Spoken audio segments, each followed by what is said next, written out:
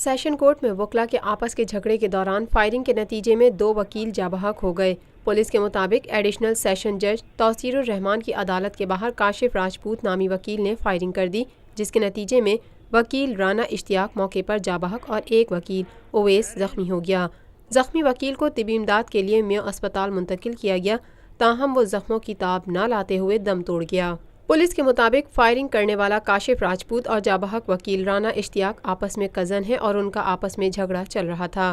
یاد رہے کہ اس سے قبل رواں برس 31 جنوری کو بھی لاہور کی سیشن عدالت میں 2 گروپوں کے درمیان تصادم کے نتیجے میں ایک پولیس اہلکار اور ایک ملزم جاں بحق ہو گیا تھا۔